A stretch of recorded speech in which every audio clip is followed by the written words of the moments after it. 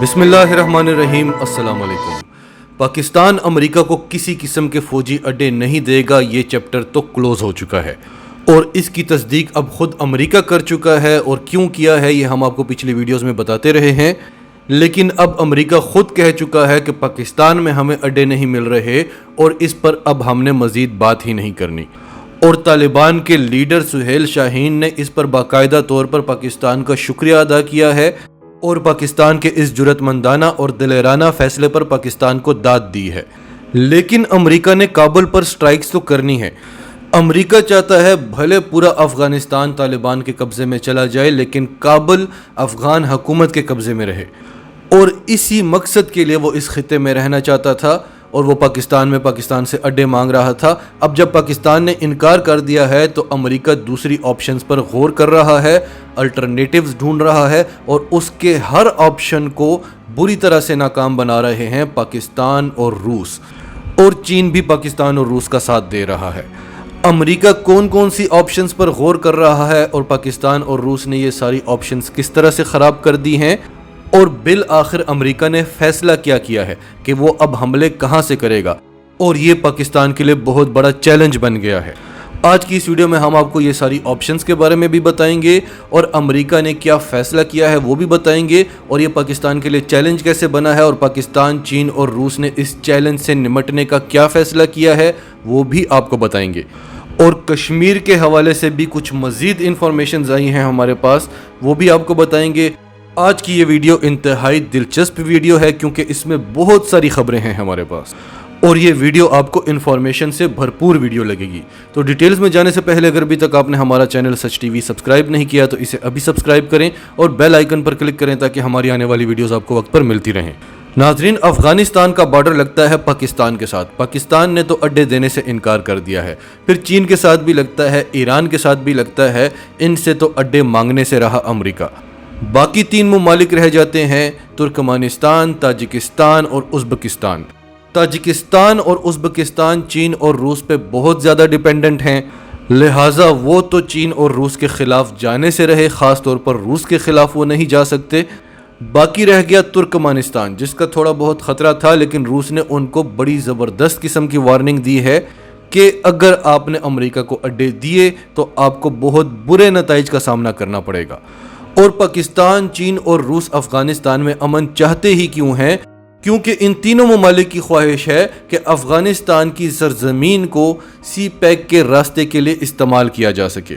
روس سمیت جتنے بھی سینٹرل ایشین کنٹریز ہیں وہ سی پیک کا حصہ تبھی بن سکتے ہیں جب افغانستان میں امن ہوگا، اور پاکستان کا تو ڈبل انٹرسٹ ہے۔ ایک تو پاک افغان بارڈر محفوظ ہو جائے گا، دوسرا جو وہاں سے دہشت گردوں کو یہاں بھیجا جاتا ہے، جو بھارتی سرگرمیاں ہیں وہاں پر، وہ ختم ہوں گی، اور تیسرا پاکستان کو سینٹرل ایشین کنٹریز تک رسائی حاصل ہو جائے گی۔ یہ آپ میپ میں دیکھ سکتے ہیں، واخان کوریڈور، اس کے بارے میں ہم تفصیلی ویڈیو بھی بنا کر بتا چکے ہیں آپ کو۔ یہ ایک باریک پٹی ہے پاکستان اور تاجکستان کے درمیان۔ پاکستان اور تاجکستان کے درمیان راستہ صرف اور صرف 13 کلومیٹر کا ہے۔ اگر افغانستان میں امن ہوگا تو پاکستان یہاں سے تاجکستان اور سینٹرل ایشین کنٹریز کے ساتھ کنیکٹ ہو جائے گا، اور اسی راستے سے چین روٹ بنا رہا ہے سی پیک کا، اور اسی روٹ میں وہ پاکستان کو تاجکستان کے ساتھ کنیکٹ کر رہا ہے۔ اور یہ سینٹرل ایشین کنٹریز کوئی مذاق نہیں ہے، گیس اور تیل کے ذخائر سے مالا مال ہیں، $90 بلین کی انڈسٹری ہے۔ یہ آپ دیکھ سکتے ہیں، یوریشین کی رپورٹ ہے،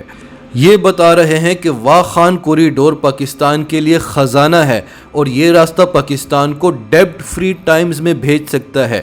یعنی اگر یہ راستہ پاکستان کو مل جاتا ہے تو پاکستان پر کوئی قرضہ باقی نہیں رہے گا۔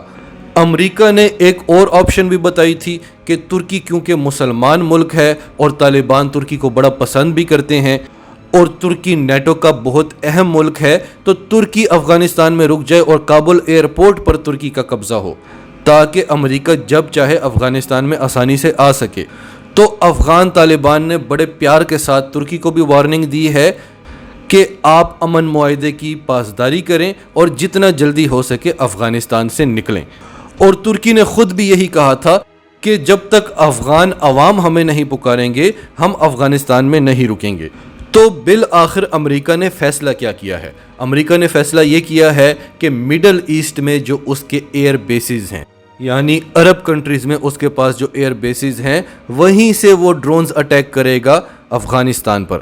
CIA کے چیف نے پاکستان سے یہی کہا تھا کہ اگر آپ ہمیں ملٹری بیسز نہیں دے رہے تو ہمیں یہاں سے ڈرونز اڑانے کی اجازت دے دیں۔ تو پاکستان نے کہا تھا کہ آپ ہمیں ڈرونز دیں، ہم خود یہاں سے سٹرائکس کر لیں گے، کیونکہ آپ کے اور ہمارے دشمن تو سیم ہیں۔ اب یہ کہہ کر امریکہ کی دکھتی رگ پر ہاتھ رکھا تھا پاکستان نے، کیونکہ ہمارے دشمن سیم نہیں ہیں۔ امریکہ داعش کا نام نہیں لیتا، امریکہ TTP کا نام نہیں لیتا، BLA کا نام نہیں لیتا، وہ صرف القاعدہ کا نام لیتا ہے، اور اصل دشمن اس کے طالبان ہی ہیں۔ تو امریکہ جانتا ہے کہ ہمارے نکلنے کے بعد پاکستان نے سٹرائکس کرنی ہے، لیکن داعش پر، TTP پر اور BLA پر، اور یہ پاکستان پہلے بھی کرتا رہا ہے، بہرحال پاکستان نے کبھی تسلیم نہیں کیا۔ تو اب امریکہ نے یہ فیصلہ کیا ہے کہ اگر اسے کوئی بھی اڈا نہیں دے رہا تو اس کے پاس جو مڈل ایسٹ میں اڈے موجود ہیں وہیں سے وہ اٹیک کرے گا اور وہیں سے ڈرونز اڑا کر وہ جاسوسی بھی کرے گا۔ اب یہ پاکستان کے لیے بہت بڑا چیلنج ہے، کیونکہ پاکستان امریکہ کو اپنی ایئر سپیس ڈرونز کے لیے یا سٹرائکس کے لیے استعمال کرنے کی اجازت نہیں دے گا، اور امریکہ نے اگر پہلے کی طرح پاکستان کی مرضی کے بغیر پاکستان کی ایئر سپیس وائلیٹ کرنے کی کوشش کی تو پاکستان کے پاس پہلی بار یہ آپشن ہوگا کہ پاکستان وارننگ دے، دوسری بار بھی وارننگ دے، تیسری بار بھی وارننگ دے۔ یہ فیصلہ کر لیا ہے پاکستان کی ملٹری اور سیاسی قیادت نے کہ 3 بار امریکہ کو وارننگ دی جائے گی اور چوتھی بار پھر اس کا ڈرون گرا دیا جائے گا،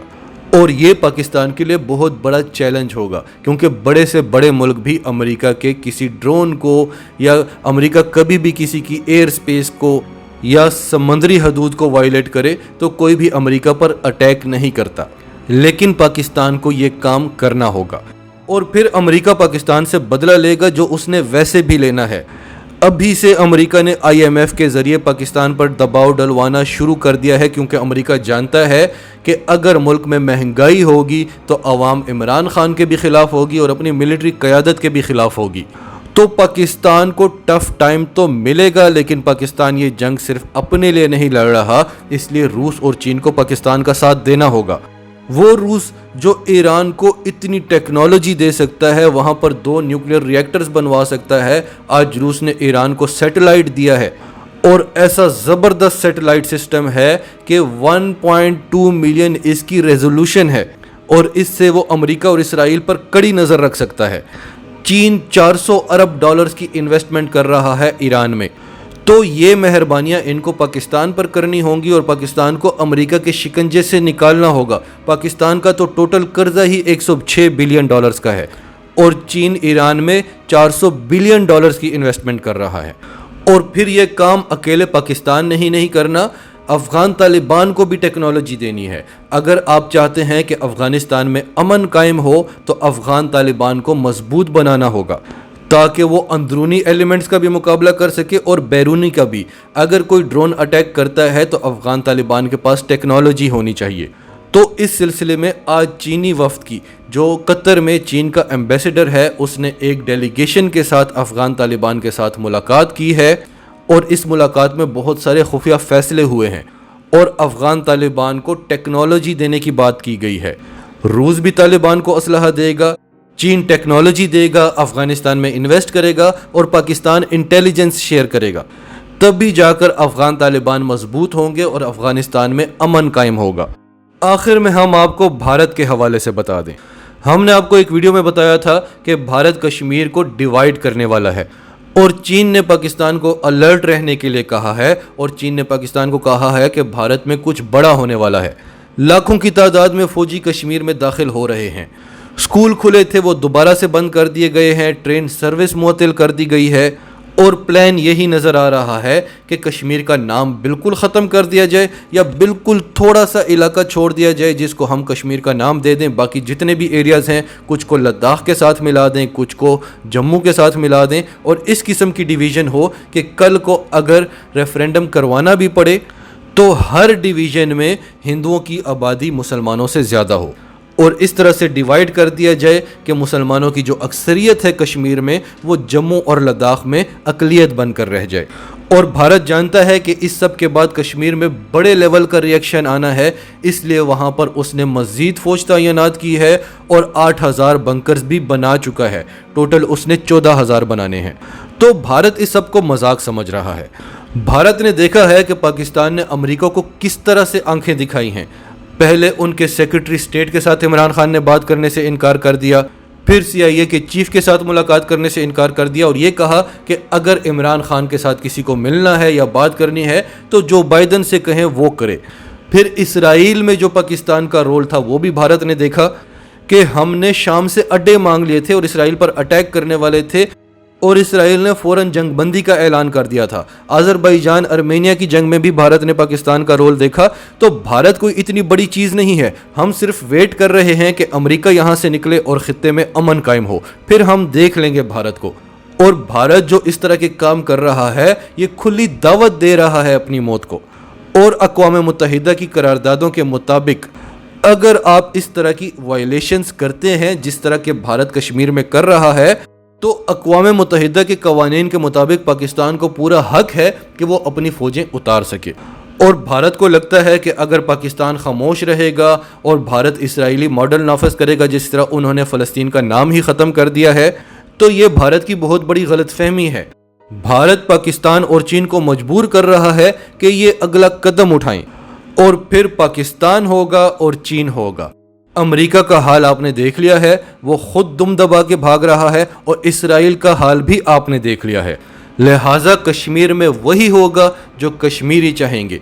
کشمیر کا نام ختم کرنا یا اس کو ڈیوائیڈ کرنا، 35 لاکھ ہندوؤں کو کشمیر کا ڈومیسائل دینا، یہ سب بچکانہ حرکتیں ہیں۔ اگر یہ سب کچھ ہوگا تو ریفرینڈم کے رزلٹ کو پاکستان اور کشمیری عوام نہیں مانیں گے اور پھر اگلا قدم اٹھایا جائے گا۔ ناظرین، آپ کی سب کے بارے میں کیا رائے ہے؟ کمنٹس میں اپنی رائے کا اظہار کرتے رہیں، اور اگر آپ ہمارے چینل پر نئے ہیں تو ابھی سچ ٹی وی کو سبسکرائب کریں، سچ ٹی وی فیملی کا حصہ بنیں، اور ہماری ویڈیوز پسند آئیں تو انہیں لائک کریں، شیئر کریں تاکہ زیادہ سے زیادہ لوگوں تک یہ میسیجز پہنچتے رہیں۔